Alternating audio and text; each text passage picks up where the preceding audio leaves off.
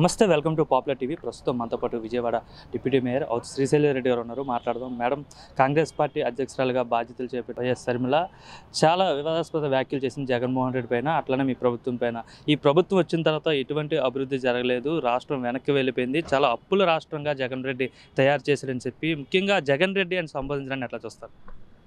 అది కరెక్ట్ కాదండి. ఎందుకంటే కుటుంబంలో ఏదో చిన్న చిన్న కలహాలు ఉన్నప్పటికీ కూడా మరి జగన్మోహన్ రెడ్డి గారిని ఒక రాష్ట్ర ముఖ్యమంత్రి స్థాయిలో ఉన్నటువంటి వ్యక్తిని అలా అనటం అనేటువంటిది కరెక్ట్ కాదని అయితే నేనైతే అనుకుంటా ఉన్నాను. అదేవిధంగా ఏదైతే ఆవిడ మాట్లాడిన మాటలన్నిటికీ కూడా మరి అభివృద్ధి జరగలేదు, ఎక్కడ అభివృద్ధి జరిగింది అనేటువంటి మాట కూడా కరెక్ట్ కాదు. ఎందుకంటే జగన్మోహన్ రెడ్డి గారు ఏదైతే 4.5 సంవత్సరాల కాలంలో ప్రతి ఒక్క నియోజకవర్గాన్ని అవ్వచ్చు, ప్రతి ఒక్క సంక్షేమం అవ్వచ్చు, రెండు విధాలుగా మరి జగన్మోహన్ రెడ్డి గారు ముందుకెళ్తా ఉన్నారు. నిన్న మొన్నటిదాకా ఆవిడ తెలంగాణలో ఉండొచ్చి అభివృద్ధి ఎక్కడ కనపడుతుంది ఆవిడకి? నిన్నగాక మొన్న తెలంగాణలో ఉన్నటువంటి ఒక గవర్నమెంట్ని ఆవిడ తిట్టింది.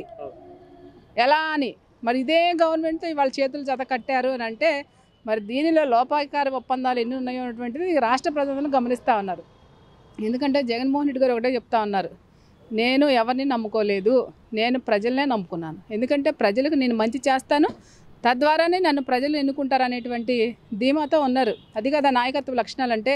ఇవాళ మనకు అవసరం ఉంటే ఒక రకంగా, అవసరం లేకపోతే ఒక రకంగా. ఒకనాడేమో నేను అన్న వదిలిన బాణాన్నని మీరే చెప్పారు క్యాంపెయిన్లో.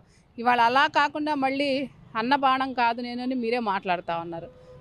కోపతాపాలు అనేటువంటి సహజం, కానీ ఇలాంటి మాట్లాడేటువంటిది కరెక్ట్ కాదని నేను అనుకుంటాను. అంటే ప్రభుత్వం షర్మిలను చూసి భయపడుతుందని చెప్పి ఆమె కామెంట్ చేశారు. ఏదైతే తన కాన్వాయ్ని అడ్డుకున్నారో అదైతే జగన్మోహన్ రెడ్డి భయపడుతున్నాడు అని చెప్పేసి ఆమె అంటున్నారు. అట్లా ఏం లేదండి, కాన్వాయ్ని అడ్డుకోవటం అనేటువంటిది ఎక్కడా కూడా లేదు. ఎందుకంటే రాజకీయ పార్టీలు అనేక రకాలుగా ఉంటాయి, అనేక రకాలుగా వస్తూ ఉంటారు.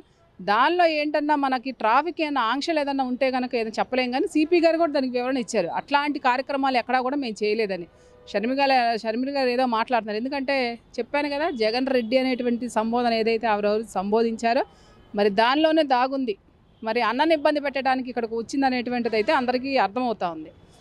దాన్ని బట్టి ఏదైనా మాట్లాడగలుగుతారు కదా. షర్మిల వెనక ఎవరైనా ఉన్నారనుకుంటున్నారా మీరు? అతి తొందరలోనే బయటపడతాయి కదా.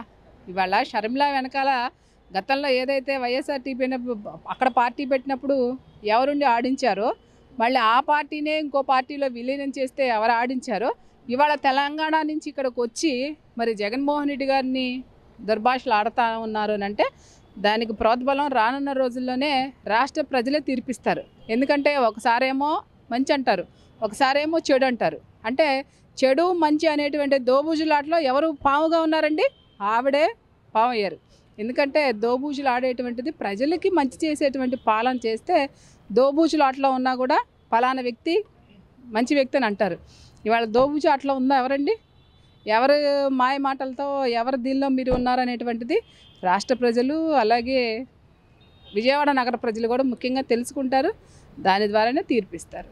అంటే మొన్న కర్ణాటకలో అధికారంలోకి వచ్చాం, నిన్న తెలంగాణలో అధికారంలోకి వచ్చాం, రేపు ఆంధ్రప్రదేశ్లో అధికారంలోకి వస్తాం కాంగ్రెస్ వాళ్ళు చెప్తున్నారు. ఆ రోజు కాంగ్రెస్ అధికారంలోకి రాకపోవటానికి ఆ రోజు మా నాన్నగారు అయినటువంటి రాజశేఖర రెడ్డి గారిని ఎలా అయితే ఇబ్బంది పెట్టి చనిపోవడానికి కూడా కారణమైనటువంటి కాంగ్రెస్ పార్టీని ఇవాళ మళ్ళీ నువ్వు జతకట్టావు అని అంటే దానిలోనే లోతు ఎంత ఉందో అర్థం తెలుసుకోవచ్చు. ఒకప్పుడేమో మరి ఢిల్లీనే ఉన్నటువంటి సోనియా గాంధీ గారిని మీరు ఎన్ని రకాలుగా తిట్టారో మీకే తెలుసు, రాష్ట్ర ప్రజలందరికీ కూడా తెలుసు. కానీ ఇవాళ మళ్ళీ అదే పార్టీలో నేను ఉంటాను, మరి ఏదైతే మా నాన్నగారి కళ మరి రాహుల్ గాంధీ గారిని ప్రైమ్ మినిస్టర్ చేయాలనేటువంటి కళ ఇవాళ గుర్తొచ్చిందా అండి షర్మిల గారు? మీకు చెప్పండి. గతంలో మా నాన్నగారిని చంపారని లేకపోతే రోడ్డు మీద కూర్చోబెట్టారని ఆ రోజు ఢిల్లీలో ఉన్నటువంటి సోనియా గాంధీని ఎవరితో పోల్చారండి? వీళ్ళందరూ దయ్యంతో పోల్చారు. మరి ఇవాళ దేవత అయిపోయిందా అండి?